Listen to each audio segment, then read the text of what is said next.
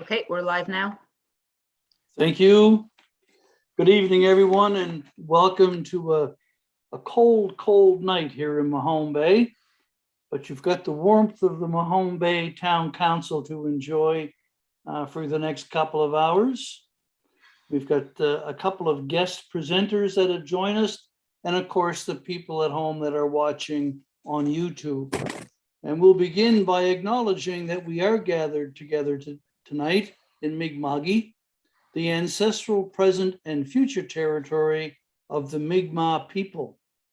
Today, we gather with the intent followed by the living peace and friendship treaties with respect, cooperation, and coexistence. Welcome, everyone. I call the meeting to order. You have an agenda that was emailed to you.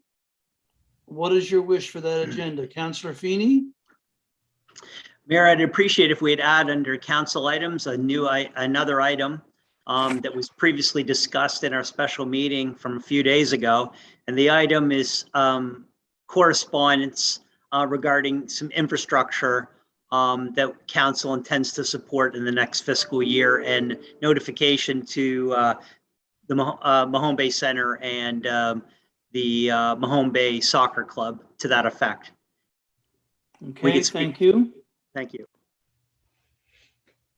All right. Councillor Burdick? Thank you. I'm seconding that, or is that? Have you moved Yes. acceptance with that amendment, Councillor Feeney? Yes, thank you. Yes, please, thanks. Councillor Burdick, seconds? Yes. The motion has been moved and seconded. On the question, all in favor? Motion is carried. Let's go to the minutes of the regular meeting. First, the meeting of January 11th. What is your wish, Council? Councillor Carver? I move they be accepted as circulated. Do we have a seconder? Councillor Now?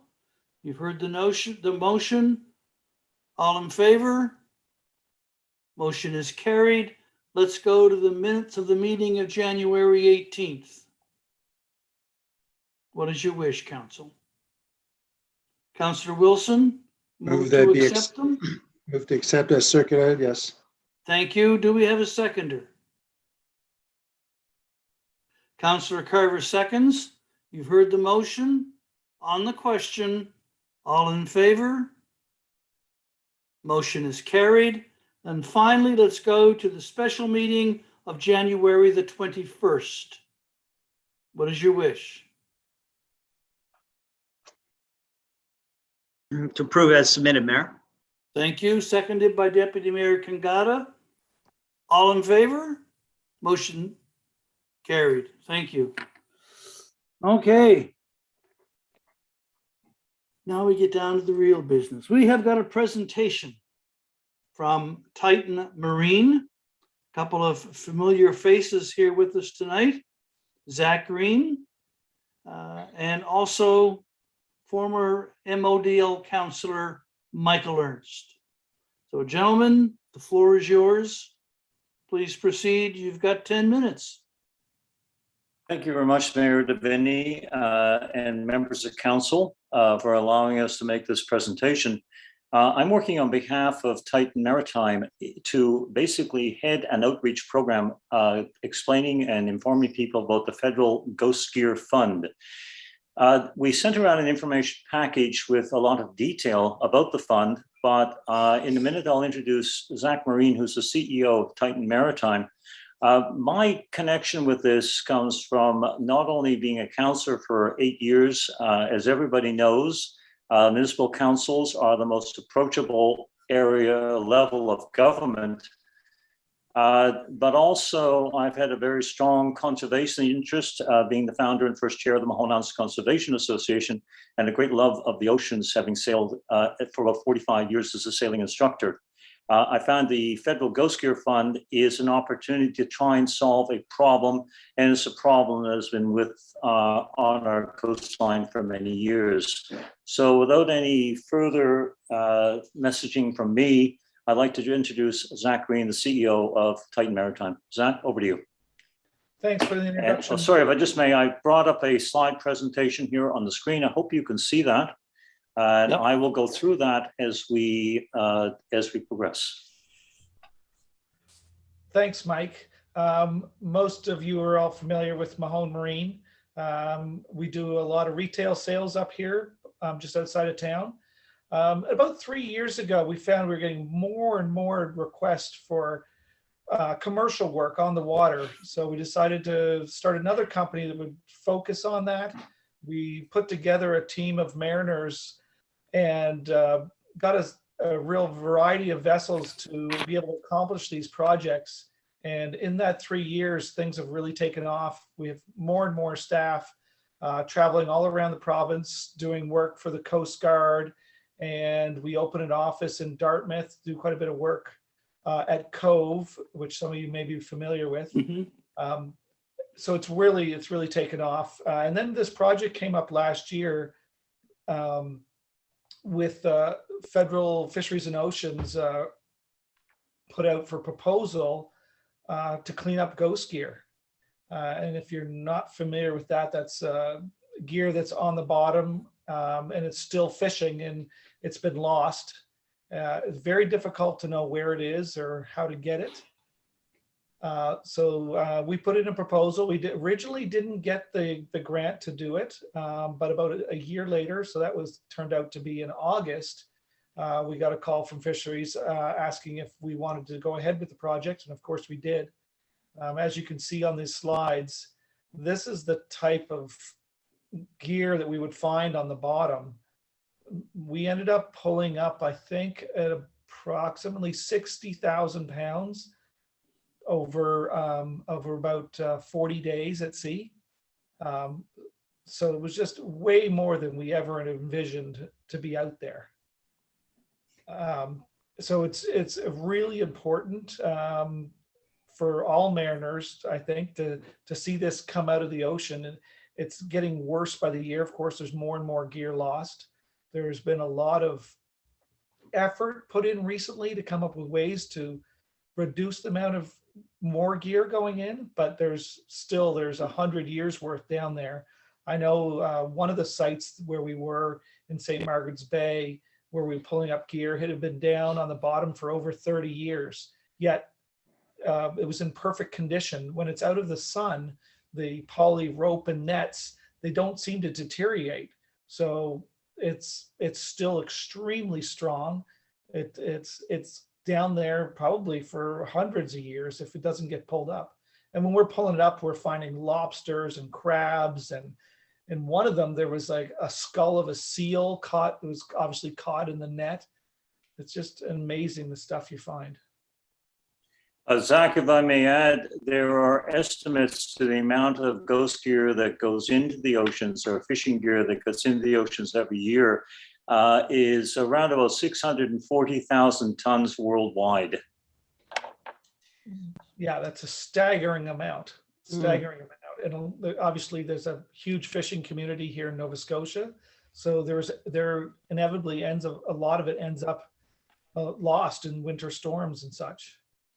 Maybe Mike, you want to elaborate a bit on the fund itself from Fisheries and Oceans? Yeah, the fund itself, as you see there, it's called Sustainable Fisheries Solutions and Retrieval Support Contribution Program. Don't ask me to recite that, please. I've been trying to memorize it, but my brain is just not absorbing it at all.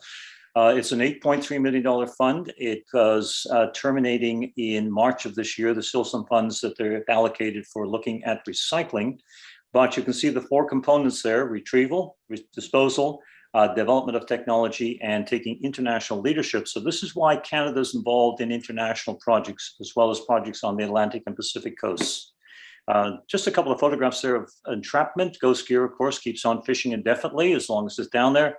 And not only does it kill the species that get in there, but also they do, that lobster, for example, is one that was retrieved by Titan Maritime, and you can actually see one of the claws has been taken off it. So it really is not something that is a benefit to the fishing community. And the big important factor of this Ghost Gear Fund is that we're not trying to lay the blame on anybody for what they're doing. You're trying to encourage responsible practices. You're not trying to punish people for what has happened in the past. Zach, maybe you could mention about the lobster traps and the banning of those. Yeah, I mean, we pulled up a couple hundred lobster traps in down in Southwest Nova. They are a bit difficult to find in places. Obviously, the ropes have come off them, but we were able to pull up a couple hundred off the bottom in areas where there's been a lot of fishing. We found that by far the best way to find this gear was by interviewing local fishers. I know some of the other contractors had tried just dragging in areas where they thought there might be some, and were very unsuccessful at it. Excuse me. We would never have found 60,000 pounds without the help of fishermen. You put us right in the right area. It would make it so much easier. And we would, if this comes back this season, which we hope it does, we would continue to talk to the fishermen in the local area. They know where it is. That one in St. Margaret's Bay, it was, I think it was 14,000 pounds of net and rope in one great big ball, about 20 feet off the bottom and about 20 feet from the surface. So it's about 40 feet deep in this huge ball of nets that would just keep catching fish going by. And the fishermen had known it had been down there for 20 years, but they had no way to get it back. Okay, thank you. There's also another acronym that's used with this IUU, and it actually stands for illegal, unlicensed, and unregulated fisheries. For example, poachers can operate off a coast and they can leave their traps there if they think that they're going to be detected, say, by the Coast Guard. There was actually a boat built locally, which was meant to go after poachers, and they ended up trying to burn it because it was having such a big impact upon their fishery. So you're dealing with a whole bunch of various factors here. So now we're coming down to the ask of council. And I know councils entertain all sorts of asks for support, for money, for just even for people to explain what's going on. And this is why I've said it's the most important level of government as far as being able to approach as for residents. And so what we ask council to consider is possibly writing a letter to the federal government, and this would be to the Minister Joyce Murray, to encourage the continuance of the Ghost Gear Fund. And also maybe for them to consider doing it on a longer term basis than 1 year. The rationale for that is that the 5-year period, for example, allows people to invest in the necessary equipment to do a substantial job in collection. And as you saw there at the beginning, there was a barge that was bounding to the waves. So that's one of Titan Maritime's boats, but that is a barge that was used by previously by an aquaculture site. Not every organization that puts in for these grants has got access to that kind of vessel, specialized vessel to deal with this. We also have a second ask, and that you encourage the responsible collection and disposal of ghost gear through coordinating not only with your local residents, but also through your waste management. I know you're members of the Municipal Joint Services Board and you're members of Region 6. You are responsible for municipal waste. And albeit you're not, Mahone Bay is not a big area as far as the coast is concerned, but you're contiguous with the coastal areas around us. And so no doubt your residents do go out into the environment, and that they are encouraged to pick up lobster bands or other pieces of gear, bits of styrofoam, terrible stuff that's breaking down the white styrofoam, and take it home. That it helps to alleviate some of the issues of this stuff that stays in the oceans for many, many years. As well, if you can start discussing this at your joint service board and through other contacts you have with other councils, consider the fact that the federal government, this is a federally mandated program, will be looking at the responsible recycling, and this may well come down to the province and eventually be passed down to the municipalities. So I think, Zach, do you have anything else to add? No, I think you've covered it very well, Mike. Okay, thank you very much. So thank you, Mayor Davini and Council, for your time. And also I'd like to extend a thank you to Ms. Redden, who's been very, very helpful and very efficient in helping to put this all together. We will take any questions. I think we're probably within our time here, are we? Just, have you made this presentation to MODL in Bridgewater? They are going to be on February the 14th, Valentine's Day. Okay, They're supposed to have been last week. We're going to do it at the Policy Strategy Committee meeting, but the meeting got canceled. okay. 'Cause that's the So- other two partners in MJSB, of course. Yes, and we actually are going to make a presentation to Bridgewater. Because Zach, how much rope did you take off that, or line did you take off that abandoned trawler? I think it was The about 12,000? Yeah, about Sorry? 20 or 14,000 pounds, I think. 14,000 pounds. So they have it there. And also they're in a similar situation where there may not be the stuff in the river, but their residents are out and about, and maybe Sure. they can help be supportive of the collection. And Lunenburg, we're making a presentation too. I think it's on February the 8th. Okay, Councillor Carver. Thank you. I'm wondering why it was just a one-year project. Do you have any information or ideas about that? Zach, that'll be yours. Actually, I think it was a 2-year project originally. We got brought in on the 2nd year. And I think it was just they said it was a trial. They were going to see how well they did. I'm hoping that they feel that it was successful and will So we continue. hope, okay, so we hope that the information from the trial warrants a continuation to that effect. And then my second question is about fish farms. Like somewhere in your presentation or the material, there was reference to the amount of ghost gear you had found under and near fish farms. Can you just sort of say a bit more about that? There was one of the ones, actually, we had cleaned up one very close to in Mahone Bay, actually, a couple of years ago, long before we were issued the contract. We did it on our own. It was actually discovered off of Oak Island, and we didn't know what it was at first. Actually, it was one of the pictures up there. But after we brought it up, and I think it was about 10,000 pounds of gear, it was explained to us that was where there was a mussel farm. I think it was a mussel farm about 40 years ago or something. Then obviously it had been forgotten about and had sunk down. So there are those out there apparently. Okay, Thank you. thank you. If I Councillor may Feeney. add, just if I may add to Mayor Davini, the green photograph there on the top left of the presentation, that's the abandoned mussel farm, and there's actually a CBC video on that. You raised a very interesting question, Councillor Carver. The aquaculture sites are under the provincial mandate, and I believe they now have to be bonded, we have to clarify this actually with the MLAs when they start their sites, but federal funds are being used to clean up a provincial problem that was created by the province. So this might lead to some interesting discussions. We haven't met with MLAs about this yet, but it will be interesting to see what they say about it. Okay. Councillor Feeney, did you have a question?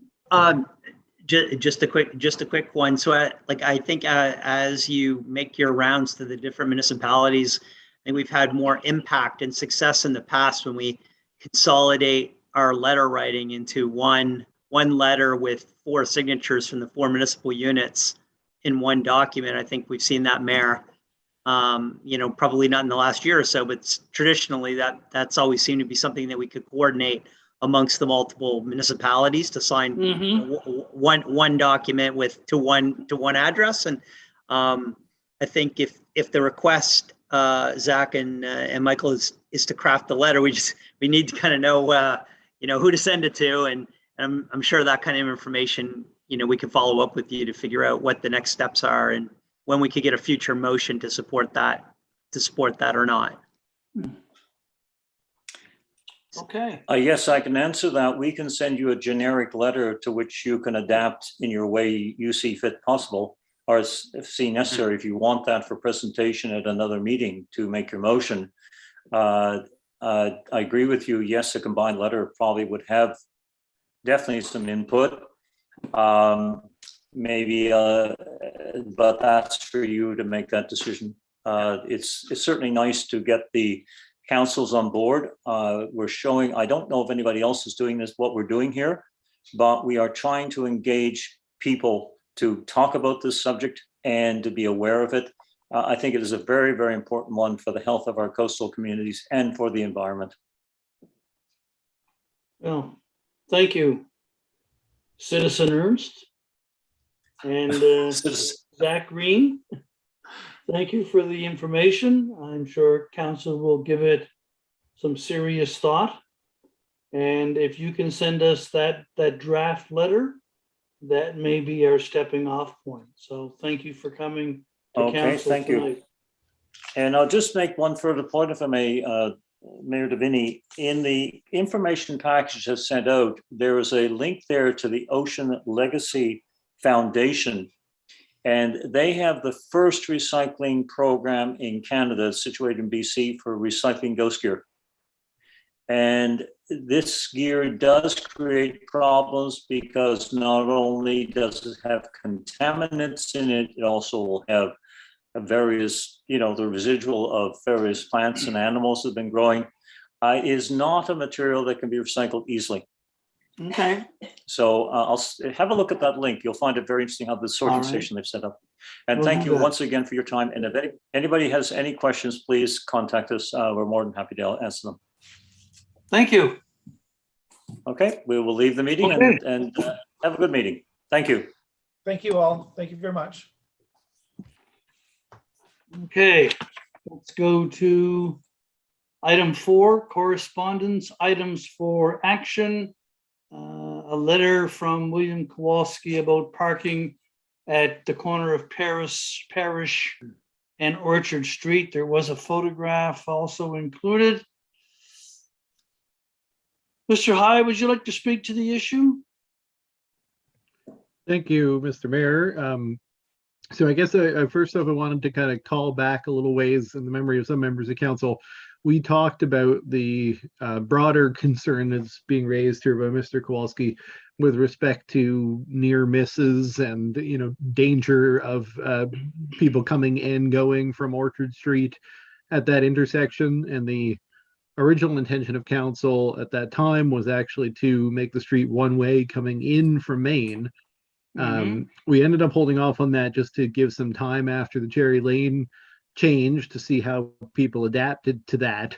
And in conversations with some of the neighbors, there was also a discussion about if Parish Street became the only out direction, which is what would happen, then any traffic coming up from those businesses, the Biscuit Eater, anything would be coming out Parish that might exacerbate an already busy intersection between Parish and Edgewater, leading to some concern about whether we should look at any changes to the intersection of Parish and Edgewater. So as council has a discussion coming up at policy and strategy about transportation projects we talked about and hadn't moved forward in the prior year, I thought that might be a good one to revisit in that context. Barring that, I do see the concern that's being raised here. It's just that if it were a one-way street, if Orchard were a one-way street coming off of Maine, then you would also not really have an issue with having two vehicles parked in this location on account of one lane would be a sufficient width for Orchard Street. So there is that to consider as well.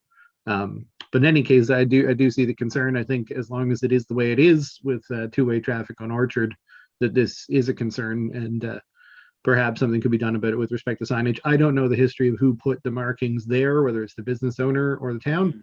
So I would think we'd approach the business owner, but I can't imagine they would have an objection.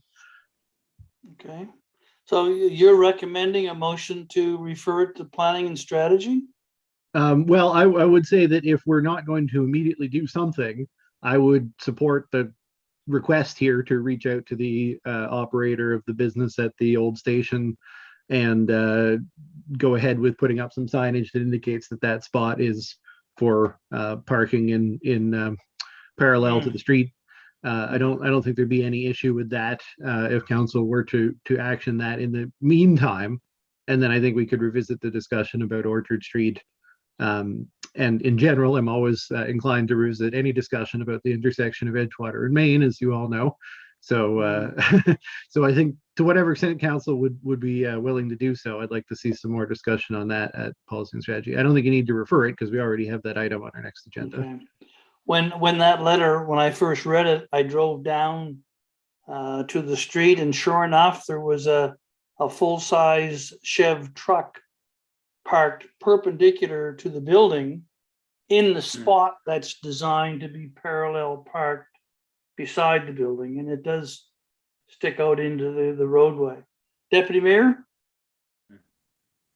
So I think I'd like to move that we, council instructs staff to reach out to the business owner to have that conversation, and to also, I think there's also an enforcement piece there that folks who, not for being punitive, but for information, so that folks who might be doing that on a regular basis don't do it. I don't know if that can be one motion. Well, I think. I'll wait till it's up and made. I was just going to say, I think we can enforce it if there's a sign, so it would stand to reason. Okay. Councillor Now, you seconding Deputy Mayor's motion? I would second it, but also just for public clarification, I think we should change it. It's not actually Parish and Orchard, it's Main and Orchard. Parish is down Yeah. the other way further. That's right. Yeah, Just so the public is clear as to where we're talking about. okay. So you've heard the motion. On the question, Councillor Carver. Yes, I'd just like to hear the 2 points again, just for clarification before we vote. Yeah, we can go on, Maureen. I think you have it down. Clerk, have you got the? Clarification on that as well. I think in this case, the best reference would be the traffic authority had brought up that with the signage in place that enables better enforcement. So the original motion had something about enforcement, and I believe Mr. Hyde was going to speak to that, I think. Is that right? Well, my suggestion would be that the motion can say that, we reach out to the business owner and erect appropriate signage. The enforcement to me stands to reason to that, but you could certainly add if the deputy mayor felt necessary and that said signage be enforced. But I think, the main impediment to any kind of enforcement would be the lack of any signage there today. Okay. Thank you. So I now understand the 2 points. Thank you. All right. All right. So clarification is that we asked in the motion is that council directs staff to reach out to the business owner for a sign to be put up there and for enforcement of the same after the fact. Okay. Councillor Now, are you in agreement with that final wording of the motion? Okay. Once again, Councillor Carver. Like I said, once again. Excuse me, the second point that the deputy mayor mentioned was enforcement. And I had understood from Mr. Hyde that the second point would be to put up signage, the presence of which would then allow enforcement. Did I get My that? understanding was that the first thing was that we would put up signage, and the second thing was that there would be enforcement of said signage. I think that's. Okay. But there's also the reaching out. So That's right, to the public, to the people that are there. Okay, well, so my understanding, Deputy Mayor, feel free to jump in, is that the motion is that we approve signage for this location to indicate that it is a single parallel spot and that we reach out to the owner of the adjacent business regarding same, and that thereafter the signage shall be enforced. Put a couple of legal terminologies in there, Francis, but There you go. That's exactly what I thought. Okay. All in favor of the motion? That motion is carried and carried and carried. Thank you. Let's go to correspondence information items, number 5. Councillor Carver. I'll just move that correspondence items 5.1 through to 5.3 be received and filed. Thank you. Do we have a seconder? Councillor Now, moved and seconded, receive and file. All in favor? Or is that a question, Councillor Burdick? Okay. Yes, thank you. It is a question.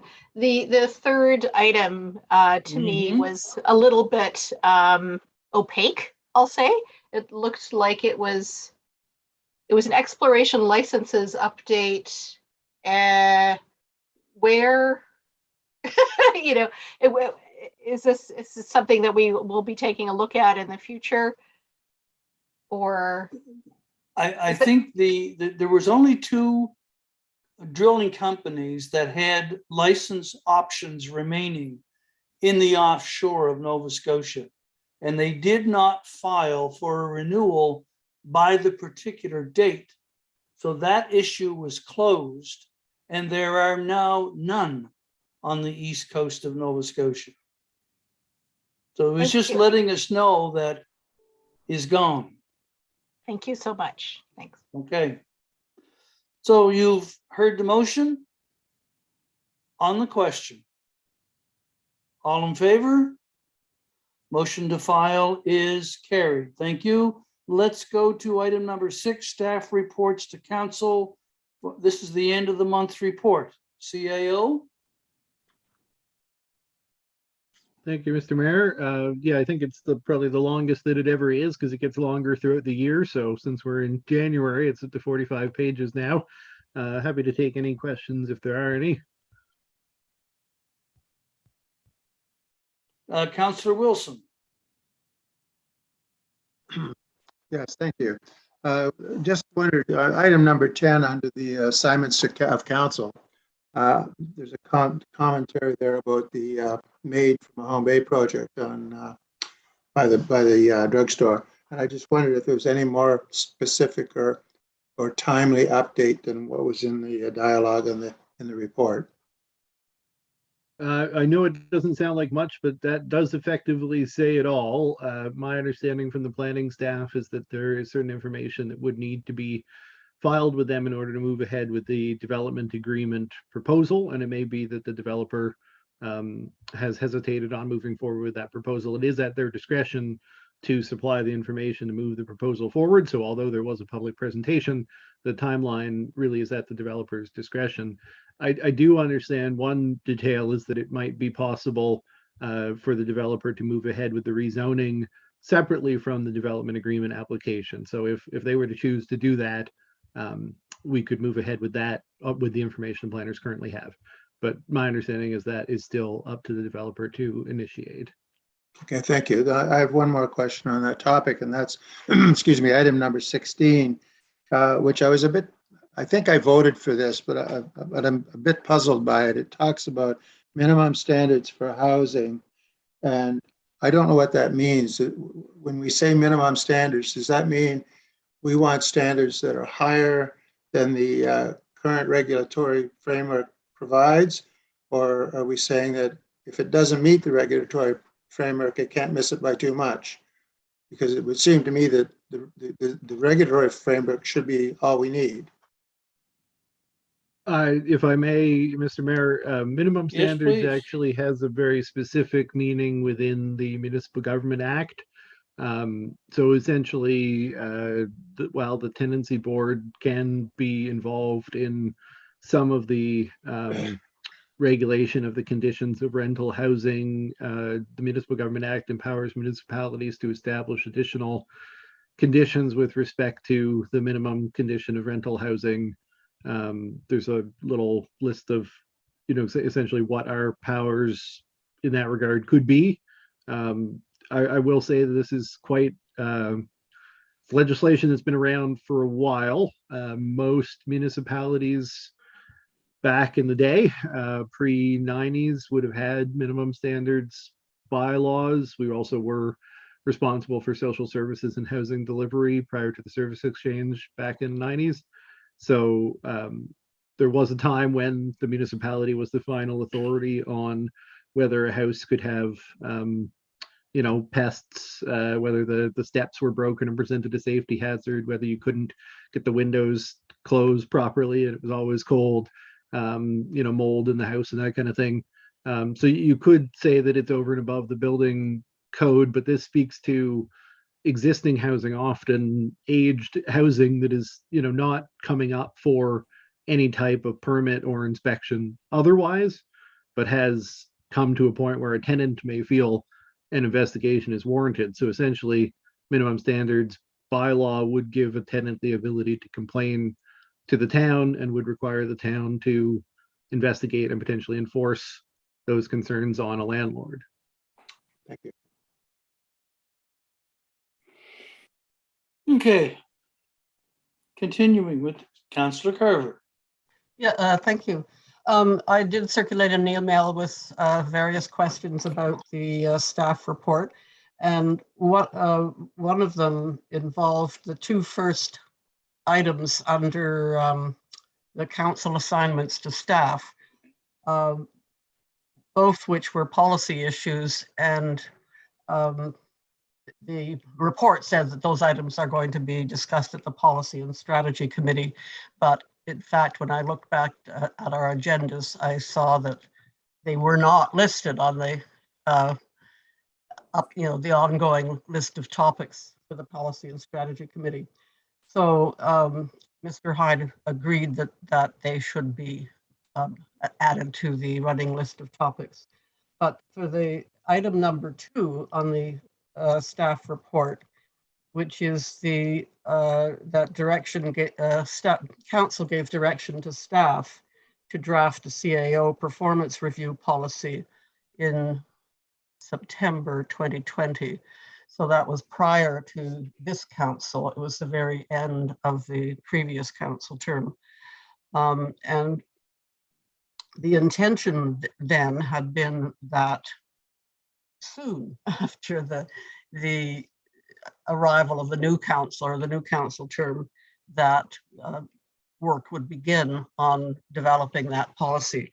So rather than sending this policy to the Policy and Strategy Committee, I would like to recommend that we consider it at council directly, that by asking staff to draft a report on a CAO performance policy review policy, that submit it to council and take it from there. And that would provide the Policy and Strategy Committee with some material to consider and work with and tweak as we thought appropriate. And I just really think it is important to not let this kind of linger for a long period of time. We did find ourselves in the last election or council term scrambling at the last minute to do a performance review with the CAO, and in a very sincere effort to work as a learning organization, so that we were learning from the CAO and the CAO was learning from council, with the goal of mutual development for the betterment of the community. And certainly that's my goal in bringing this to the forefront now, so that we could be sure that we have something in place before the end of this council term, and so that there is a good period of time to be very thoughtful about developing something here. So I would like to make a motion tonight that the current council affirms the direction that was given to staff in September 2020, that staff would present a draft CAO performance evaluation policy to council for consideration, and that council will set a target date for the receipt of said draft policy. Do we have a seconder? Councillor Wilson seconds. Deputy Mayor has a comment. My comment was, if you put the motion on the table, I'll second it, and then we can move on. Because I think you're right. We need to, it's been lingering on the agenda for a long time. We need a report so that we can have that conversation and get it going. Agreed. Yeah. CAO? I just wanted to say, lest anyone think otherwise, that I'm happy to see this motion come forward tonight. We put all of the pending policy development on the list for policy and strategy when this council started and invoked that committee. And it has been difficult to decide which things we can move out of there and onto our plate as staff. So I'm glad to see this motion. And Councillor Carver, are you going to set the date in the motion, or how would you see that happening? That's a good question. Oh, did it again. There we go. I didn't want to personally set a date, and it probably would be helpful. I mean, would 3 months be appropriate? I mean, we all know how loaded staff are with juggling so many different balls at the moment. Would 3 months be an appropriate time? Well, in terms of workload at the staff level, I think the 3 months is reasonable. I also understand that there were some, and it will be important for council to build this into the process, but there were some performance goals established for March 31st of 2022. So, obviously going past that time would allow council to evaluate progress towards those goals, and I'll reference that in the report on this subject. So I think 3 months is certainly reasonable on my end, if that's quick enough for council. I think we've already had some discussion about the timing of our budget process, which is at this point likely to be a little bit delayed from what we'd planned. I know we had the best intentions when we did our calendar. So yeah, I think we can do this within 3 months. So in that case, 3 months from now exactly is the May 26th council meeting. So the target date would be May 26th council meeting. May or April? May. 26th. Oh, I'm sorry, I'm counting from February. It's April. Yes, thank you. April 28th. Thank you for catching that. I was feeling February-ish. Yeah, the midwinter doldrums. Okay, so you heard the clerk? Sorry, may I just check the wording of that motion, Councillor Carver? What I have is that a motion by Councillor Carver, seconded by Deputy Mayor Kangata, that council affirm the direction that was given to staff in 2020, that staff draft a CAO performance review policy that includes a detailed procedure or procedure options for how regular CAO performance reviews will be conducted, and to present such policy to council for consideration, and that council would set a target, and that council set a target date for the receipt of said policy for the April 28th, 2022 council meeting. Okay, thank you. Yep, sounds right to me. Thank you. Okay. Do we vote on the motion with the date? No, I didn't think so. All in favor? The motion is carried. Thank you. Further questions for the CAO? Councillor Burdick. Thank you. In the council assignments to staff, point 7, the MBTCC was saying before that they would like to have a meeting sometime in February or March after their executive is newly elected, and I'm hopeful that those arrangements can be made in the nearish future. I don't know if there's been any communication about setting a date, knowing that there's going to be a new executive in place there. Who is the new MBTCC chair, Councillor Burdick? I don't know. I haven't. Okay.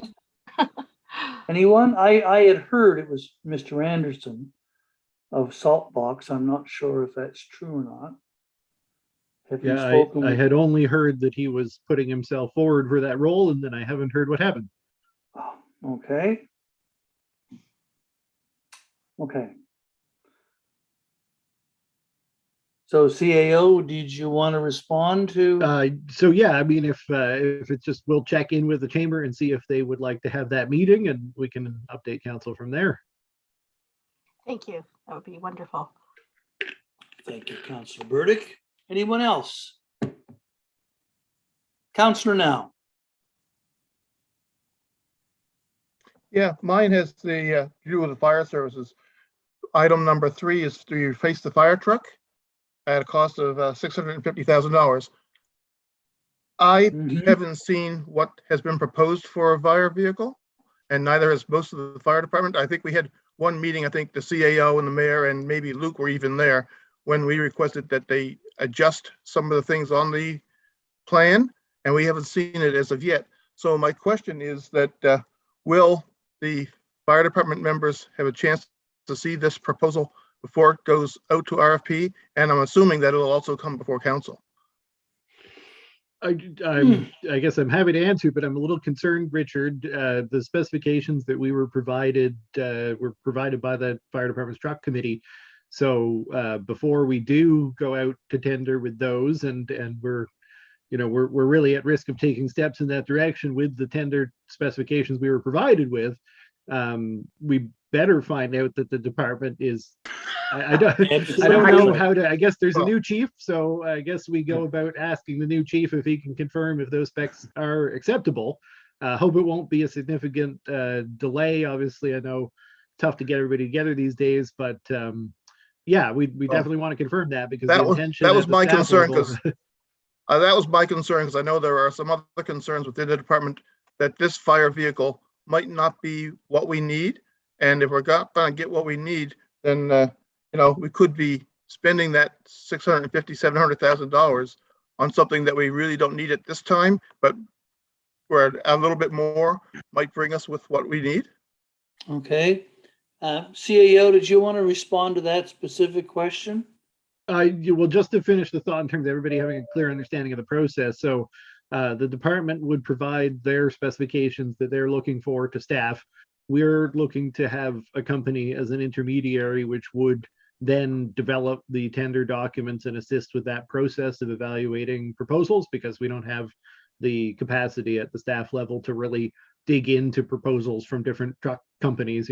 That's a little bit of specialized knowledge. So we've been getting some, we've reached out to have companies that could potentially perform that service for us, but what we would be giving them, it needs to be the right thing. Obviously, we're wasting time and money if we don't have it. So yeah, just as the context. That was why I brought it up.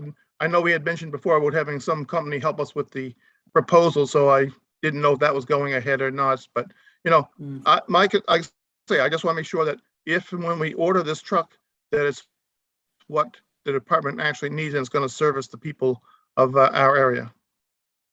Okay, thank you. Councillor Feeney. Yeah, just to put a fine point on that, my understanding is that the department does have a truck committee, and the truck committee was going to work diligently on determining those specifications.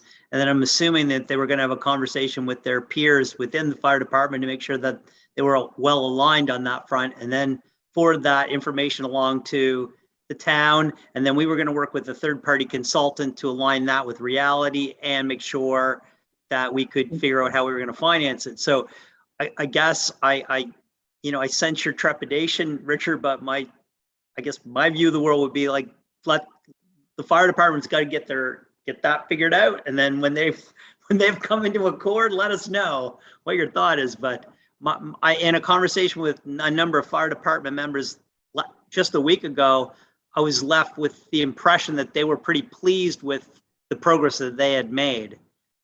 So I guess we'll see when it shows up. Okay, Deputy Mayor Kangata. So just listening to the narrative, is there a check in the process that has been laid out that actually checks that, and it is not to impugn that there's anything going on, but that whatever the committee does develop is agreed upon by the membership? So is there sort of an approval that is required from a membership before the town acts on it? Is that something that that's laid out in process-wise, or is it something that we at council will be assuming? So as far as my ability to answer that question, like those are the internal processes of the department. So all that I can really think to do at this point would be to ask the chief, is this the specification document that you want us to proceed with? And then presume that he'll follow whatever their internal policies are in that respect. Mhm.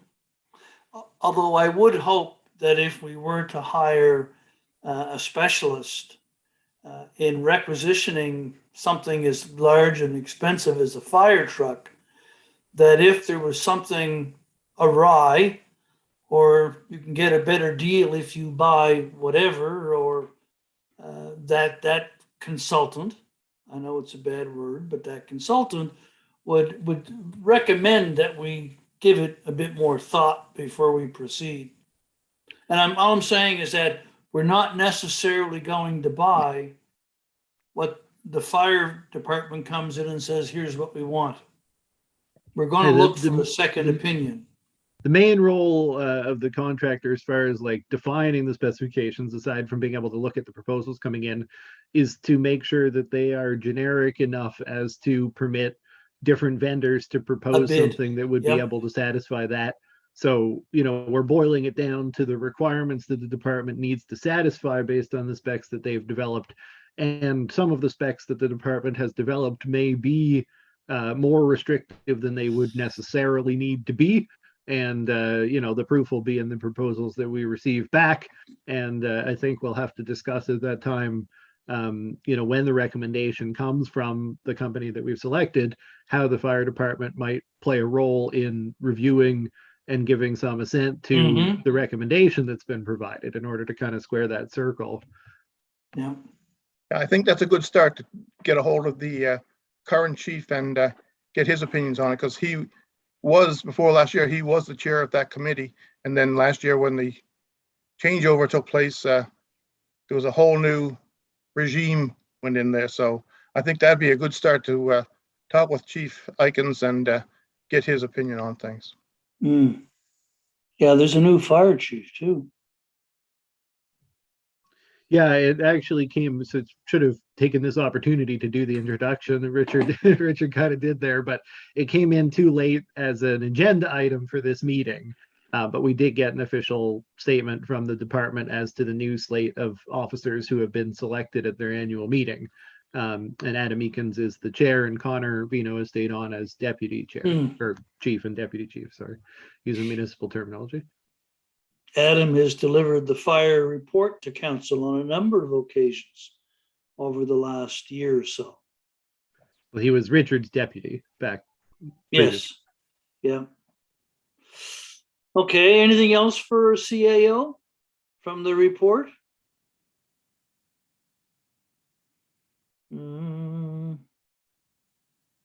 Okay. Thank you, CAO. You and your staff. Your staff has been busy with the weather and the snow and all the rest of that stuff. What's next? The strategic plan review for the public engagement plan for the strategic plan review. So, yeah, I'll Councilor just Carver? speak very. Well, I just was going to just introduce the notion that these come without an attached recommendation, but the recommendation, obviously, as these are templates based on our public engagement policy, the recommendation is obviously to approve the public engagement plan as presented, or if council sees a need to amend, then as amended according to the discussion at council. So these are staff's way of providing council with a place to start as far as an engagement plan in accordance with the public engagement policy. Okay. Councilor Carver.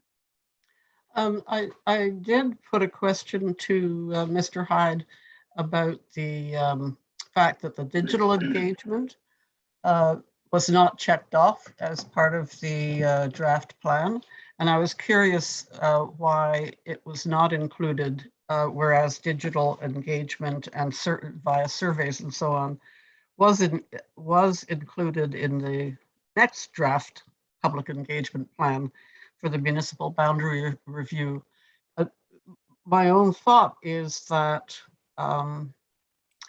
that kind of having digital engagement, online polls and surveys is an opportunity to lay out information about the strategic plan and with the kinds of questions then that people can respond to. So I personally would like to see that digital engagement section checked off as part of the strategic plan review. Okay. Engagement plan. Deputy Mayor? Maybe the CAO can respond to that, and then I'll jump in because he had his own. Okay. Thank you. So I guess there's two reasons why that's not checked off. One, obviously, is that the written engagement section does specify comments by email. The intention would be to provide the strategic plan document and the summary document and the report to council section on the strategic plan up to the most recent meeting, and then ask anyone to submit their comments by email or in writing or in person. The reason for that is two things. One is that when we initially approved the strategic plan only about 8 months ago now, I think it was in the end, we had an engagement process at that time, and that's how it was run at that time.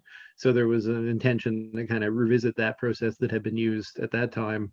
Also, in terms of the timeline involved, usually a survey would be used at an early stage of engagement, and then potentially results would be discussed at a PIM, and then there might be a later stage of engagement where we keep comments by email and direct, open-ended comments for hearing. But generally, this process and the strategic plan review would happen in the span of about a month. So we were thinking that it would be better to condense that into the hearing style process. So certainly no problem having a survey if council either wants to sub that in for another form of engagement or extend the period of engagement, or could provide some direction around what kind of survey questions we might be looking for. Thank you. That's helpful, because my question around that was the timeline that has been provided for me is very short, and I was wondering why there's a rush. Maybe there's something I'm not fully getting that we need to do by a certain time to get this done. So if we can extend the time, then it'll give us more options in terms of engaging the public, and I would support doing something digitally. I think in this day and age, giving all those different options is very helpful. I'm sorry, Deputy Mayor, doing something what? Doing something digital, a digital engagement, not having it as an option would be best. Thank you. CAO? Yeah, well, just to speak to sort of why the time frame would normally be short and take place in February, March, is to ensure that council has completed the review of the strategic plan before going into the budget process, so that the strategic plan can inform that year's budget process. Now, that being said, we have, again, I've already alluded to in this meeting, had recent discussions about how this year's budget process would be delayed, and therefore, that does afford more time.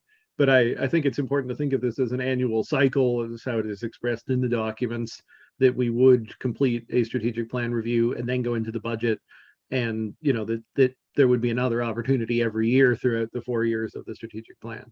But we do have a little bit more time this year if we are going to have delayed the budget process. Yeah, so that might help alleviate your pressure, I guess, if you give it more time, because you'll be given time by the budget process, I think. Will we be sending a notice to people through the mail inviting them to participate, so the folks who live in Mahone Bay but may choose to be in the warmer weather for the winter will know the review is going on in February, March, and April, and that they will have an opportunity to participate as well?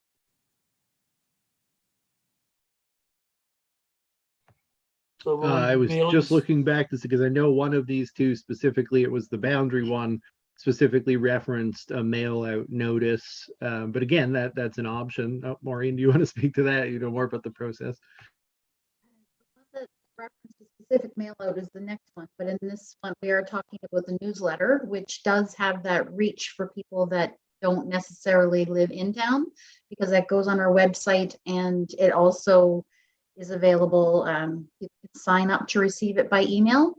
So I know we've gotten a lot of people that have chosen to sign up for it to get the newsletter as an email. And similarly, anyone who signed up for the non-crucial or whatever non-emergency channel on Code Red, those messages go out anywhere. But again, if that's not seen to be sufficient by council, I think that adding a mail out notice is possible. Maureen, can you know off the top of your head the fee to do that? It's not that substantial. It's prices are changing so much, but say around 130, 40, something like that.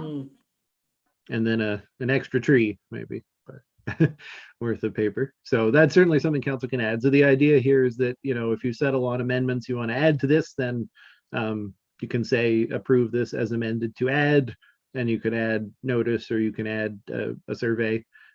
My recommendation as far as the survey, if we do have an extra month, would be to undertake a survey in the first month period, present the results of that survey with the materials when asking people to provide a submission to the final part of the process. That would be my suggestion.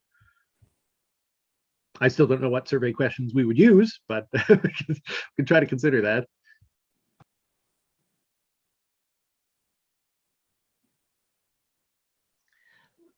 Councillor Carver. Yeah, well, Mr. Hyde, that's a really interesting question about what questions we would use. It would depend on what we want to learn from the community. So I'm just thinking that questions would need to be selected that would elicit what people think is important. And sometimes they don't know how to say what's important unless they see some cue, like questions that will cue them or trigger them, their thoughts. So I wish I could think of some examples in surveys. Sometimes they're like multiple choice. What of these 5 things, which are the most important to you? I'm just thinking off the top of my head. But I think that is the key question. What do we want to learn from them, from the community? And maybe it's just a couple of questions. Maybe it's just a couple of questions. Councillor Burdick, and then Deputy Mayor. Thank you. Yeah, I think a digital engagement in this way is really necessary. It could simply be going through the different sections of the strategic plan and essentially getting feedback on each of those different sections, because if it's organized and then at the end also there could be a more general area for feedback there. That would be my suggestion. I would want to look, if I were going to be more specific about it, or if we were going to be more specific about it, and I'd want us to bring up the strategic plan now, but then that's another hour added onto our meeting for those specific questions. But that might be a way of organizing it anyway. Deputy Mayor Kangata. I just want to mention that tonight, let's just look at how we want to reach folks, and then the details as to what will be and what will reach them out for. We can I guess, dig deeper later. Sort that out later. Yeah. Good point. I notice in the identified stakeholders, we talk about members of town committees, staff, and MBTCC. Is the MBTCC those members that have a business in the town of Mahone Bay, not necessarily a resident here, but have a business here? Because the MBTCC covers quite a swath of Lunenburg County. Mr. Hyde. Yeah, you're getting at why it was identified separately from residents of the town. Now, taxpayers is also identified, but because there's a entity that we can alert to the process, the thought was just that we would be able to then send a specific notice to them and say, you can tell your members that there is a strategic plan process going on if they're interested to participate. So that's why it was sort of The specific. members who have businesses within the town. Yeah, I There mean, they'll have to use are their own businesses in judgment when Chester. they go to the survey. If there's a survey, the survey will presumably say this is a survey for residents. And, you know, Okay, again, we weren't planning to do a survey, Yeah. so I'm thinking on my feet about that. all right. Councillor Carver. So is it appropriate now to make a motion to accept the draft public engagement plan for the strategic plan review with the addition, with the change of including digital engagement or online polls or surveys? Okay. And an extension of the timeline And an by extension either of the 1 or time 2 frame. months or whatever you think is appropriate. Yeah. Okay. 2 months? Is that your motion? Yes. Okay. Do we have a seconder?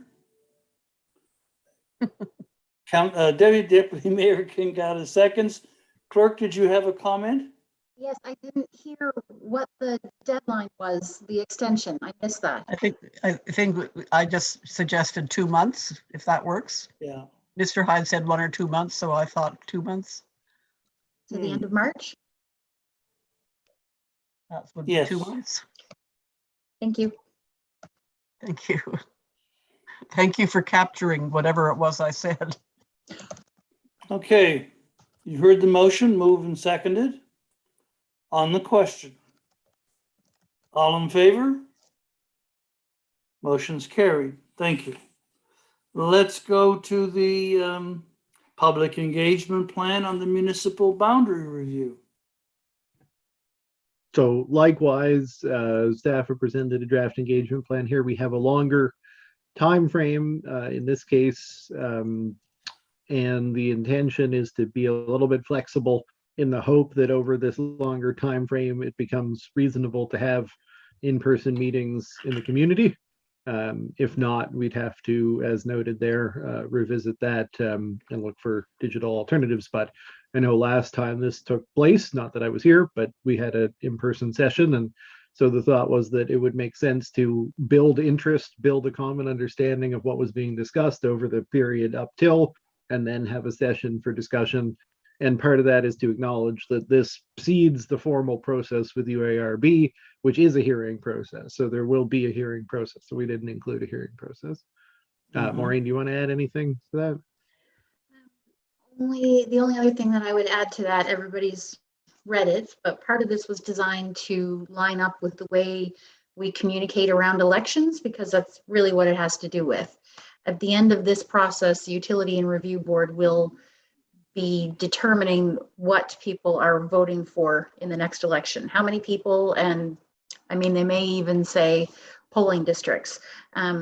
So the end of this process is the Utility and Review Board will determine the shape of our next municipal election. So we're trying to mimic those same ways that we use to get in touch with the electorate. Okay. Deputy Mayor. If there are no questions, I'd like to move that we accept the plan as proposed. Thank you. Councillor Burdick. I am seconding that motion. Thank you. On the question, Councillor Carver. Yes, so I do have a question about what kind of information will be provided to the public in order to help them make decisions or to express their opinions. I know there are some pretty strong feelings in some parts about the size of our council at 7 members being too large. And people have frequently said, oh, well, it should be way smaller than that. So I'm wondering if and how information would be provided to the public in order for them to help them assess the relative merits of a 7-member council, 12-member council, a 4-member council, and so on.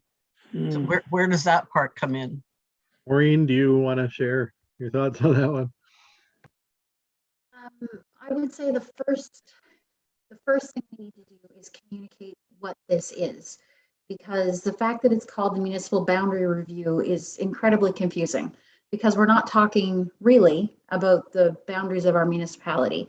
So to me, I think the first message that would go out is this process is happening. This is what it's actually talking about. And you're going to hear from the town wanting your participation.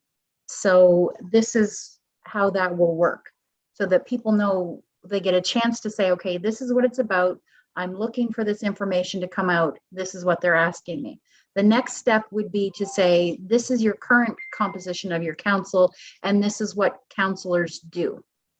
I think it's valuable to talk about the committees, and I will say that is predominantly from my role working with elections. When I speak to people and they say, what does a councillor do? Someone said I should run for council. What does that job entail? I think it's important for people to know, what is the job of a councillor? Specifically, what do people do? And I apologize, I should say member of council in this case. And then the question goes out. This is what people do. What do you think? What are your thoughts on this? As you say, we often hear about the number of members of council, but I was only here for the last time a municipal boundary review was done. And we did hear from a few people that they thought the size of council should be reduced, but the predominant voice we heard was that having the council the size it is, first of all, encourages more voices around the table. And the other thing we heard was it encourages more people to be there, because if this is what a councillor does, this is where their time goes. To ask someone to do that with 2 less people, that's a bigger ask for people from the community. So those are the kind of things that came out. So I think ultimately the question has to be pretty open-ended. What do you think and why? But the first step is to explain what the process is actually asking. And then the second step, I believe, is to say, this is what council does. And then the question is, what are your thoughts? Ultimately, all of that will come back to council. Council will have all of the information from, as it's proposed here, from the different engagement pieces up to and including, we really hope, an in-person meeting. And then council will take all of that information, as well as what you each know about resources, all of the resources of the town. Council will make your recommendation to the UARB, but then the UARB will come to Mahone Bay and hold an independent hearing. That's their own process. So there's a few stages there. And I just didn't catch it, Mo, but we'll also provide the financial information concerning the relative costs of the council and expenses, etc. Yeah. Interesting, the last time that this review was done, as the clerk mentioned, we did a World Cafe event. Councillor Carver organized it in particular, and we had 16 people that came to the event. And of the 16, 15 voted to maintain the status quo. And one person commented that they were quite sure that there could be a change, but they weren't sure what it would be. The time before that, council recommended to the UARB that they reduce council from 6 councillors and a mayor to 4 councillors and a mayor. Some citizens appealed to the UARB, and the UARB hearing refused the request to reduce the size of the council from 6 to 4, for the reason that it would put an undue amount of work on the 4 councillors, and that you wouldn't have as much of a breadth of opinion from 4 people, obviously, as you would with 6. So I'd be really curious to see how they handle it this time. Anyway, we do have a motion on the floor. Councillor Carver on the question. Yes, I'll certainly support the motion. But again, just to continue on that topic, one is that in retrospect, I realize it was probably inappropriate for members of council to have arranged that particular event that we did 8 years ago. But we did because we had no other resort. We were the resources. Anyway, but the other piece of it is that I think it really is important that members of the public understand the number of hours that councillors put in, so that that's an important feature in some way as part of letting the community know about what members of council do. I'll stop that now. Maybe we can Okay. find some way to highlight this YouTube channel and all of the many, many hours of recordings there. And it's just the surface of all the meetings you attend. Yeah. Okay. We have a motion moved and seconded to accept the recommendation on the engagement process. All in favor? Motion is carried. Thank you. Let's go to appointment of a building official. I think this one's pretty straightforward, but we continue to appoint all the building officials at Municipality of Chester and MODL so that they're able to cover off for our area depending on who is available. So we have a new request here to appoint another inspector. Okay. There is a motion in your package. Councillor Burdick? I'd like to make that motion that Jim Holt be appointed as a building inspector for the town of Mahone Bay effective January 27th, 2022, and until such time as that appointment is revoked. Thank you. Do we have a seconder? Councillor Carver seconds. On the question. All in favor? Thank you. Welcome to Mr. Holt, our new building inspector. And let's go to the staff report on the community solar garden, the update. Thank you, Mr. Mayor. I think it's the project is starting to move forward after being approved in November, the final confirmation of funding. So this is the first significant update on the status of the project, and it's an exciting one. We have solar panels arrived in Nova Scotia, not in Mahone Bay, because we don't have anywhere to safely store them until they're ready for installation. But area staff have done a logistics company involved to make sure they get stored safely and then eventually reach their destination here in town. In addition to updates in a variety of areas on the solar garden project, there is a recommendation presented concerning the service corridor route. At this point, that's the largest sort of piece to be determined, and staff have now had quite some time to work bringing the potentially affected landowners up to speed on the proposal. And it was suggested that we consider this routing, and we had promised at that time to come back to council with an analysis of the comparative benefits or costs associated with the different route options. And it is staff's recommendation that we narrow that down and define the route as recommended here before proceeding any further. At this point, any work that would be done on both is going to start to get expensive. Doing the engineering design work for two routes when we only mean to proceed with one, I couldn't recommend that as being worthwhile. So at this time, I think it's time to make a decision on the route, and it will be able to inform the property owners of council's decision in that regard, and then I'll be back to council to discuss further how we proceed, if that motion is accepted. Thank you. Councillor Feeney. Mayor, I'd move the council approve service corridor route A for the community solar garden, and that staff be directed to write in the impacted property owners, providing this rationale for the decision and steps that may be followed by the town for acquisition of the necessary lands. Thank you. Do we have a seconder? Councillor Wilson seconds. On the question. I'm sorry, Councillor Kangata, do you have a question? Yeah, I have a question. I think as the motion stands right now, I feel a little bit uncomfortable. And folks, I think I've talked about this before, about the option of, I guess in many ways, forcing residents to part with their property. That just makes me uncomfortable. And I was sort of wondering, there's some elements or questions I'd like to ask about that might probably need to be in camera, and whether there's an opportunity to have that conversation. CAO?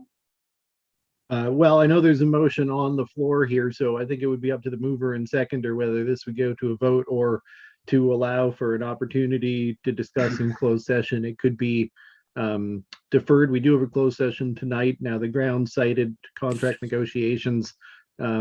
This would be better termed under acquisition municipal property, but I do think that that is something that could be cited in the motion to go into closed session. So if you'd like to ask the mover and seconder to hold off, we have a closed session and then come out of that later on this evening with a resolution, or if staff are tasked to come back with something additional, then a closed session presumably at the next available opportunity. Okay. Councillor Feeney, are you comfortable with Yeah. that as the mover? No, And yeah, I Counsel- think I'm happy to, I think we should be happy to accommodate those questions to the deputy mayor's satisfaction. And, so if that, either this evening or in the near term, whenever we think it's most, we're most able to address the issue in full. Councillor Wilson, agree? Yes, I'm fine with that, but I do have another kind of question about this whole thing. And that is, would it be smart of us to consider, when we put the access road in on track A, to consider making that a full service road, so that it would make it more possible for the landowners that, with the land that they have remaining, to develop it when and if they wanted to? Well, I guess to the extent that that is a question for me, because I don't think it's just a question for me, certainly, that is part of the consideration in terms of acquiring an easement, or in terms of actually acquiring the title to the land. So depending on how we proceed with the property owners, it may be something that council wishes to raise as an option. It certainly is an option. It will remain an option for council until we decide how we're moving forward with the land acquisition. Okay. Councillor Wilson? Yeah, I have one other question, which is an unfair question for the CAO, but perhaps you can take it back to area. And that is, given, I'm looking right now at the map of the property where these cells are going. And I know that the project was downsized because there isn't enough room for all the solar panels that were planned for the other site. And I wondered aloud a couple of times, and I haven't gotten a satisfactory answer, why we couldn't utilize the west end of the waste treatment ponds, which is a cleared area and is right on the track of track A, to put the residual solar panels down there to bring this project back up to its original design size, and therefore improve the economics for us. So just for clarity, Councillor Wilson, you mean over the actual lagoons? No. I mean, I think it's the west end, the end furthest away from Main Street. So there's a clearing down there. So right now the existing panels are going on the end closest to the roadway, but the actual high tension cable goes down along the lagoon toward the end of that cleared space and then heads over to Faubourg Road. So okay, you mean on the rear side of the lagoon? On the rear side, yeah. Fill that up with solar panels and get us back to design size. So I do know that there's an additional piece of work that area staff are looking at right now about opportunities to expand on the scope with this project. My understanding is that the slope there is the opposite of what would be needed for optimal solar generation, but I, as you say, not qualified to answer that question, so we will wait to hear back from area, but they are looking into that exact question. Okay, thank you. Good. Okay. So we will defer this item 6.5. If we had the opportunity to tonight's closed session, or we could have a special, one of those lunchtime specials that would be done in camera to talk about it. Okay. Now 7.3, we had an additional item added to the agenda. I don't think we did any of section 7. Pardon me? That was 6.5. We're just Oh, on that's 7. you're quite right. 7.1 was the draft financial statements. Mhm. Councillor Feeney. Mayor, the audit committee did meet this afternoon and recommended receipt of the financial statements that we have this evening. In my opinion, the statements demonstrate kind of strong operating performance and strong expense management last year. And of course, as you all know, that was in the face of a flat tax rate and no increase on the infrastructure charge. The financial results did illustrate a $610,000 operating and capital fund surplus. And those funds, of course, were deposited into various reserves at the end of the year, setting us up for a successful 2021, 2022. As well, 2021 did see a return to profitability for the water utility for the first time since 1919. And we also saw very material improvements in the underlying operating margins and profitability of the electrical utility, while maintaining the electrical utility prices flat to previous years. Now, our auditors did uncover through discovery a number of issues pertaining to control, specifically around inventory management. And those items were reviewed by the audit committee. And the audit committee is confident that there's processes that are being taken and undertaken now and will be undertaken over the next 120 days to address those issues, close those gaps, and ensure that those items that led to a qualified opinion of the electrical utility financial statements won't happen again. And I think we have every confidence based on 2 audit committee meetings that will be the case. So I do think it was a successful year, and I would move that the council approve the 2020-2021 financial statements as presented. Thank you. Do we have a seconder? Councillor Now seconds. You've heard the motion. On the question, all in favor? Motion is carried. Thank you. Let's go to 7.2, comfort stations and warming centers. Councillor Carver? Yes, thank you. Yes. I asked to have this item put on the agenda, triggered by 2 conversations. One was a conversation at REMO meeting a little over a week ago. And that was just right after the very, very, very cold, windy storm that took power out and left people around the county without power for longer, in some cases, than in Mahone Bay. But the conversation was about how and when comfort stations warming stations are opened, and how the information then is distributed to the community.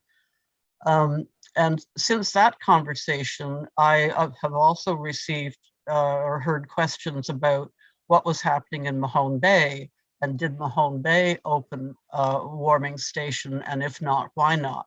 And if it did I hear about it?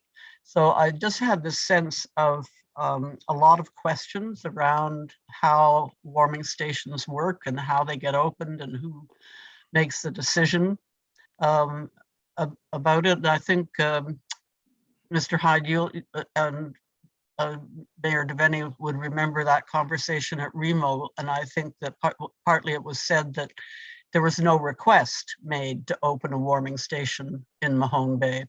So I'm just bringing this to the attention of council because I think it is an important question that we get straight, that we know what the procedures are and we know who asks and who responds, and in order to open a warming station. Okay, CAO. Thank you, Mr. Mayor. And thanks, Councillor Carver, for the question. I do think that the town, in building the new fire station and now with the extension hall on it as well, has taken a big step in terms of providing a facility that can serve for emergency needs, both in terms of warming and also potentially for evacuation and overnight shelter if necessary.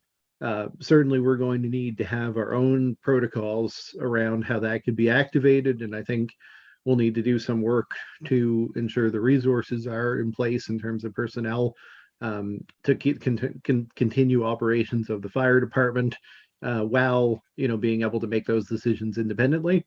My understanding is, and I could be wrong on this, and obviously others have been around during some prior emergency events, that the fire department would typically be responsible to make the decision around the use of the previous hall for warming, and would be dependent on their capacity to do so. So I would certainly like to see council direct, and would be working towards staff developing protocols and a report concerning the use of the new fire station facility as a warming or evacuation center. I think that's an important thing to do. But in the current time, we don't have any internal protocols around that, and the fire department may have some on their end that they would use to determine the opening of the hall at the old fire hall, which I'm not aware of. And also, finally, in terms of receiving a request, generally, my expectation would be the council would set through those protocols conditions under which we would activate, and that we would not need to receive a request with respect to our own community. But REMO does provide that a request might be received through the REMO coordination level if a regional event were to occur that required a location. So part of our building of an emergency center would be we might need to evacuate people from a nearby community, and Mahone Bay might be asked to activate to assist in something like that. Councillor Burdick. Thank you. These are really good questions from the community, and I do wonder if if in the interim there isn't a place that's deemed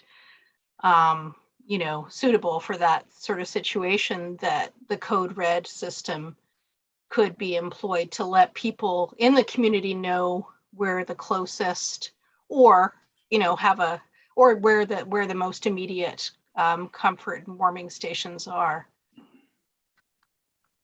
CAO. Well, so REMO through their website does maintain a publicly available registry, does show which comfort stations are, it's my understanding, does show which comfort stations are open, but they obviously struggle to get that information from different departments that have made that decision. So I know that Angela has noted that she's not always aware of who has activated. They do need to inform her if she's going to be able to be a point of contact for that information. So that's how it currently works. We would encourage people to contact REMO for that information if they're looking outside of town, and then within town, this is the only one. And the interim, for the record, obviously we hope nothing happens in the next 2 months, but we would expect to see all of these protocols in place by next fall. Next hurricane season, most of the evacuations and things are not in the summer, not that there couldn't be. Okay. Councillor Now. Yeah, just for the record, the fire station that we have now is set up with all the necessities of a warming or comfort station. It hasn't got the facilities to be an overnight stay in case of an evacuation, but it does have all the facilities that is needed to be a comfort station. So basically, all we need is some process for when it's determined that it should open up, and then we let REMO know, and they can do their part, and it can go through the Code Red system. Okay. CAO, did you want to I comment? just want to clarify with Richard, though, when you say we would need a process in that regard, I think, though, the current station is totally dependent on the fire department to have the capacity to staff it. So maybe need a town fire department, like kind of understanding on how that would happen. Okay. Councillor Carver has her hand up. She took it down. Oh, I was taking it down so I wouldn't forget to take it down. I'm still struck by the amount of ambiguity in what about a process to initiate the opening of a warming center. And I just, as I say warming center, I'd like to clarify too that a comfort center, otherwise known as an evacuation center, a comfort center, have I got that wrong? The comfort center. The lower level is called a comfort center within the REMO terminology, and the evacuation would be the higher.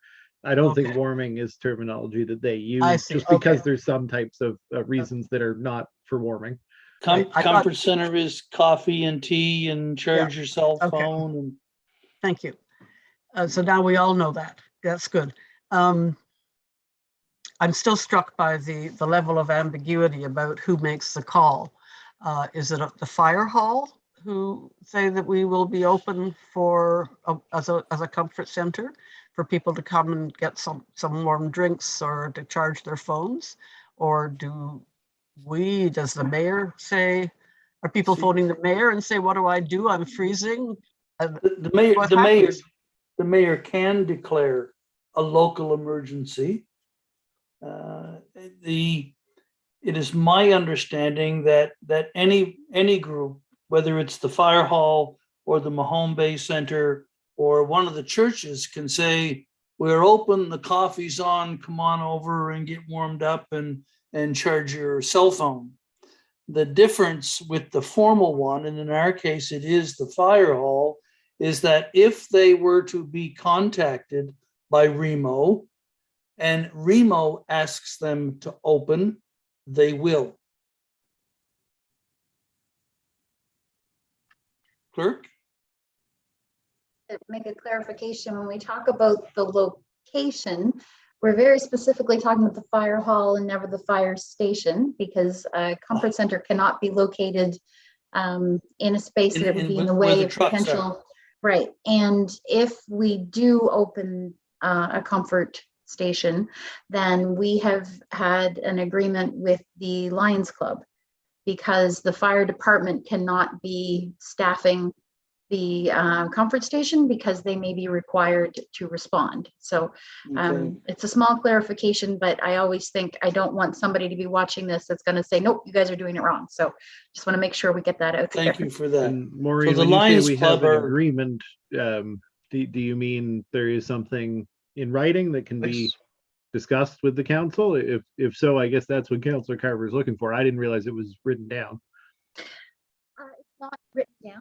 It was an offer actually from the Lions Club that, and I say that because we're fortunate in a couple of the members of the Lions Club are well versed in the fire department and the fire hall. So it was an offer that came forward from the Lions Club that if that needed to happen, then they would have people to go in. We've had numbers.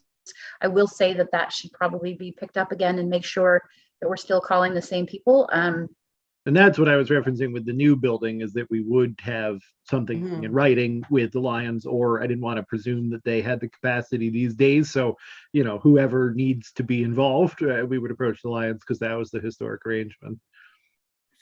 Councillor now. Yeah, that is an arrangement that was done with the Lions Club. And also quite a number actually of the Lions Club members are trained through the Red Cross for actually coming in and setting up a shelter, which would be the overnight type thing. So we have training in that respect also. But if it was something we needed a comfort station, depending on what the emergency was, as to whether the fire department was involved or not, if we're not involved in the emergency, then we could probably look after it. If not, it's just a matter of calling the members from the Lions Club, and they'll come in and make sure the tea and the coffee and all that stuff is on and provided. And then the fire department notifies Remo that they've done that. Yeah. So I think it's just a matter of, what we have now is an informal arrangement, and we would mean to formalize it with the new building.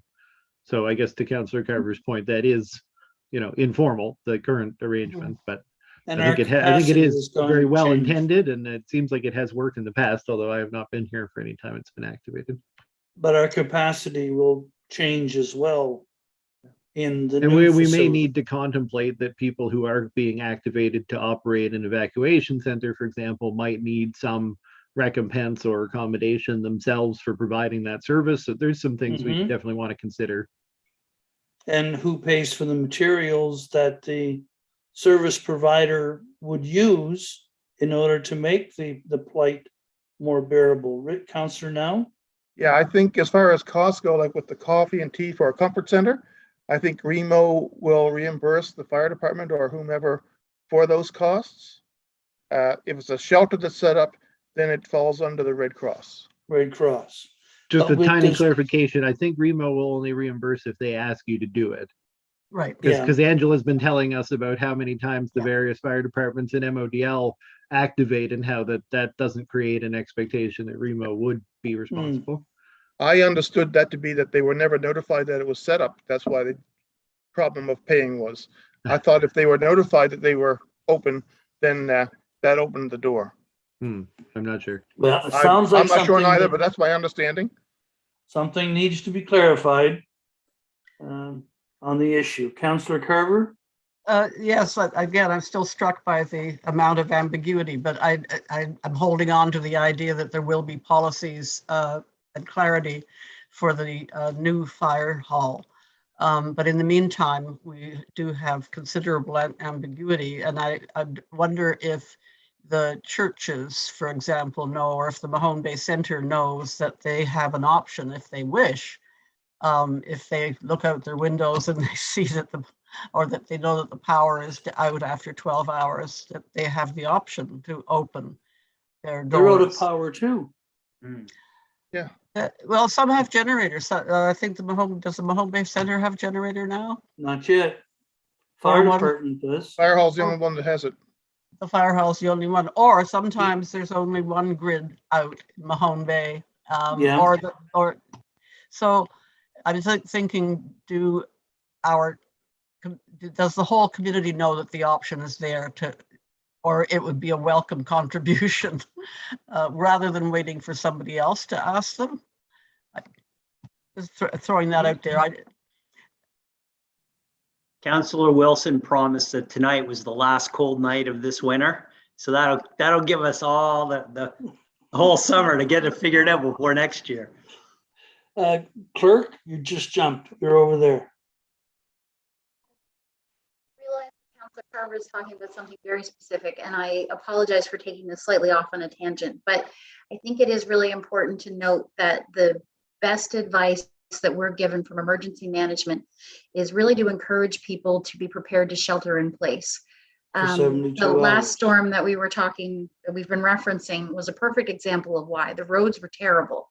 And the advice to be able to shelter in place is to keep people off the roads, keep people out of accidents, and keep the emergency responders available for things that can't be controlled. So, in Mahone Bay, we've been very lucky in the past that in areas that have had extended power outages, we often have places, some of our businesses are out there saying, we have power, come on in, grab a coffee and charge your phone while you're here. I mean, we've been very lucky in that instance, but with any of these discussions, it is really important to keep driving home that message to be prepared to be in your house. That is usually the best advice for all around safety in an emergency situation. Yeah, thanks for reiterating that, Maureen. That's an important piece. And so I guess we all need to be able to answer questions from citizens when they say, well, why aren't you doing something? And the answer is 72-hour preparation, which includes having a plan in place for what you do if your power is out. A plan, yeah. So thank you for that. CAO. I just wondered, since this is an agenda item and since we've discussed an expectation, Councillor Carver, if you want to make it a little bit more concrete, certainly it would not be out of order to have a motion to direct staff to develop draft protocols for the activation of the new, as Mo said, community hall at the new fire station. I guess we have to be specific so we don't say the new fire station, as a comfort center or emergency shelter facility. That way we could present it back to council and we'll have something as a timeline. I will say I would expect it to be at least 4 months before we do present something, just in terms of what's going on. Yeah. And as I said, the target would be next September, but no harm in making it a motion and putting it on that list we review every meeting. I hope that the clerk got all that and I'll make that motion. I'm most welcome. Thank you. Okay, thank you. Do we have a seconder, Deputy Mayor? Deputy Mayor seconds the motion. On the question. All in favor? Motion's carried. Thank you. Now let's go to 7.3. This is the one that we added at the start of the meeting. Mayor, this Councillor is Feeney? Mayor. These are motions that are derived as outcomes from our special meeting on Tuesday at noontime, and I'd move that council direct staff to craft a letter to the Mahone Bay United Soccer Club and the Mahone Bay Center, informing them of council's intent to ensure capital funding is allocated within the 22-23 budget to address the replacement of culvert and other infrastructure required that will address water management issues on or adjacent to the town land known colloquially as the soccer field. And this funding is estimated to be approximately $11,000. Thank you. Councillor Burdick. Are you seconding the motion? Thank you. Okay. On the question. All in favor? Motion's carried. Thank you. Merit as well, and this is, I guess, this is a carryover from last year. If you recall, correspondence that came to council's attention regarding management and booking services for that field, and out of that and further discussions on Tuesday afternoon, I'd also I'd make a motion to direct staff to complete negotiation and establish terms and conditions whereby the Mahone Bay Soccer Club / Mahone Bay Center would have responsibility for providing scheduling, management, and ongoing maintenance of the field. Councillor Carver? A second. Okay. If I could offer an amendment to add Please. the word contractual to Fair that enough. written understanding, which is parallel to what happens with the right now with the Wooden Boat Society and the facility at the wharf. It is part of a contract between the town and, in this case, the football club that will define their responsibilities and the town's responsibilities. And Mayor, just further to that, in a similar fashion to the arrangement we have with the town, the government wharf facilities. I mean, I do think having a sunset clause where whatever we put in place does time out and then would be revisited in due course, Yeah. 3 years, Is 5 it- years, whatever the CAO thinks Is appropriate. it 5 years, Mr. Hyde, for the marina? I thought that's what it was. I believe so, Mr. Yeah. Mayor. And again, I gotta say, 5-year Councillor contract. Feeney, we're the government in the government wharf now, and we have been for more than 20 years. Yes, you're right. You're Okay. quite right. Anyway, I'm sure it'll be Dylan will work the magic on it. Do we have a seconder for the amendment? Councillor Carver? We'll vote on the amendment. And I'm sorry, do you have a question, Councillor, now?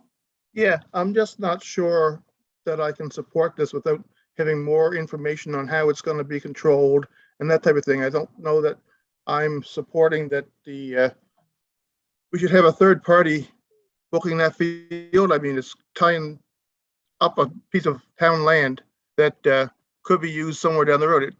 There's a timeline on that, and if something really fantastic came up for that piece of land within the next 2 or 3 years, and town council wouldn't really have any ability to consider it. So I'm not sure I can support that as it stands.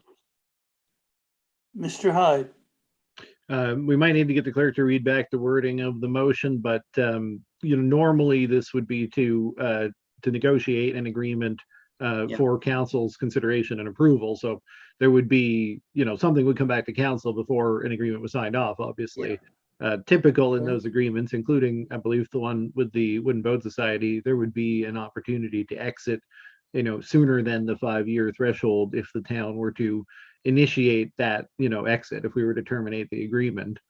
I think the contract with the Marina Group does provide for that option, that it can be terminated early. Did you have a comment, Councillor Feeney? No, I think the CAO spoke to that well. Okay. Deputy Mayor? Thought I saw your hand up. No? Good. Just there's a reference to the actual motion. The wording of the motion is that council directs staff to complete negotiation and establish terms and conditions whereby the Mahone Bay Soccer Club / Mahone Bay Center will have a contractual responsibility to provide scheduling, management, and ongoing maintenance of the field. So maybe we need to say, and that same be presented to council for final approval or something like that. Yes, the contract. If that's, Joe's nodding. Penny, you were the secretary. Yeah. So who was the seconder to Councillor Feeney? Was it Councillor Carver? Yes. Are you in agreement? Okay. Then there doesn't need to be an amendment because we've got the provision for a contracted agreement in the actual motion. Any other comments on the question? All in favor? Motion is carried. Thank you. Let's go to the committee reports. Just before we move off of that item, there was one other motion I was hoping somebody might want to make. I see Deputy Mayor's nodding. Which one is that? Deputy Mayor? Yep. I'd like to move that council directs staff to provide a report to the February 8th meeting of council concerning application for the 2022-2023 Community Accessibility Program funding. Councillor Burdick? And then in discussion, I just want to state the reason we're pushing for such a tight deadline is not arbitrary. The deadline to apply is, I think, February 14th. So that's why it has to be done so quickly. Okay. You've heard the motion. It's been seconded. Timeline is tight. That's the issue that's driving this. All in favor? Motion's carried. Thank you. Okay. Let's go to the Asset Management Committee report.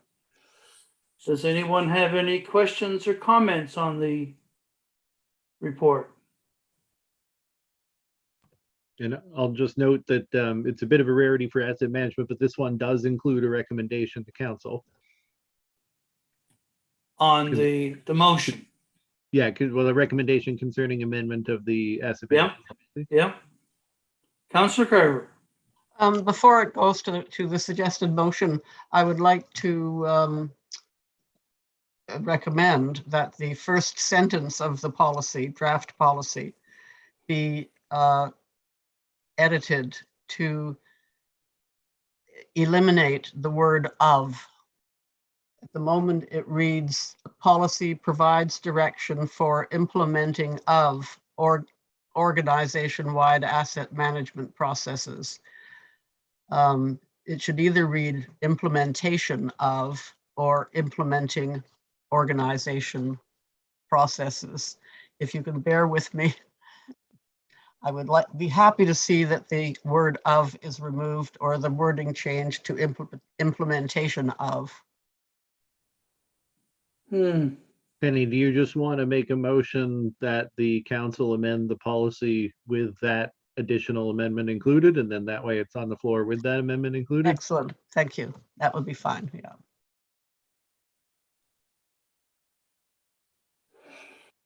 Okay. So we just have one motion on the floor. And we that need a is, seconder. But we don't have it yet. no, we don't. We don't. Where is it? And this is to amend the asset management policy as amended, as presented, with Okay. your change built into it, Councillor Carver? Yes, Yes. Okay, have we also, got a also seconder? move. Who wants to, Councillor now seconds it? So it's been moved and seconded that the asset management policy be amended as presented. All in favor? Opposed? That motion's carried. Let's go to the audit committee meeting of January 20th, the draft minutes. Any comments? Okay. Nobody? I guess you had to be there for it. Okay, then let's go to the Lunenburg County Senior Safety Program monthly report for December.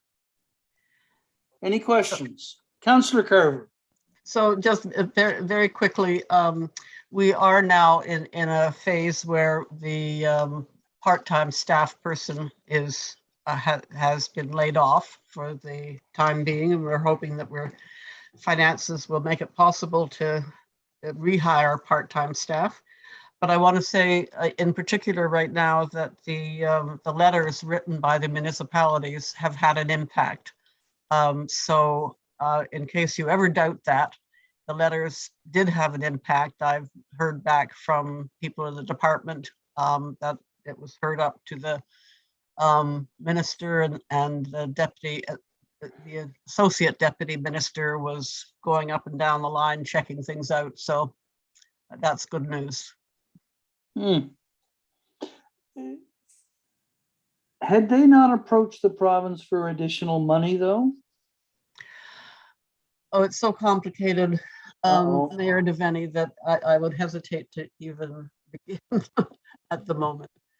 Does it look good? Part of the problem has to do with misalignment of when funding comes and when other budget requests have to be put in. It's yes, it's a bit of a juggling game, so it's complicated. Okay. Anyhow, the board has decided to on what its pitch will be, so to be continued. Okay. We wait in anticipation. Thank you. Okay, let's go to the last item on this this regular list, and that is the minutes of the REMO meeting of September 20th. Current. Questions? Okay. Hearing none. I believe that's the final item before the closed session begins. At this point in the meeting, we normally go to our home viewers and inquire as to whether or not they may have a question for council on anything that we talked about tonight. No questions, Your Worship. And how many folks are still with us? 5.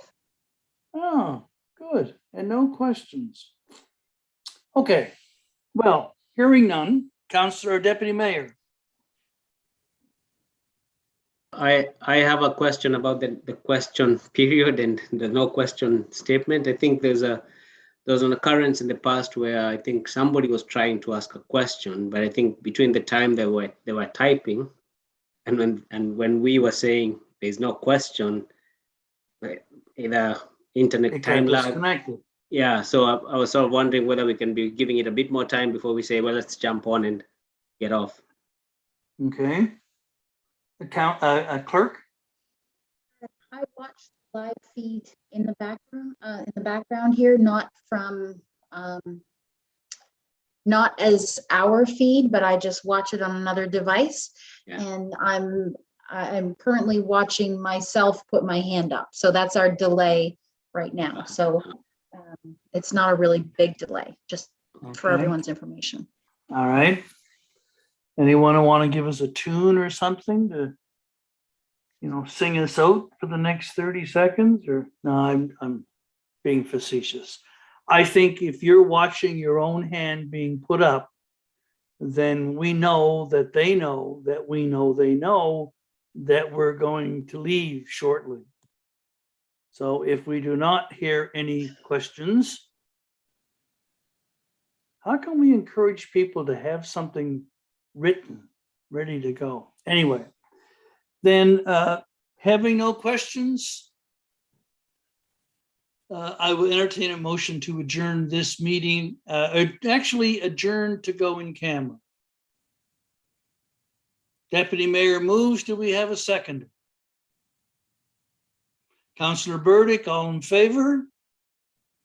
Okay, we will go in camera at 9:02. We'll take a 5-minute pause. We'll say goodnight to those 5 stalwart souls at home who have stayed with us since 7 o'clock. Thank you for being with us. And we're now in camera. Let's disconnect. Thank you.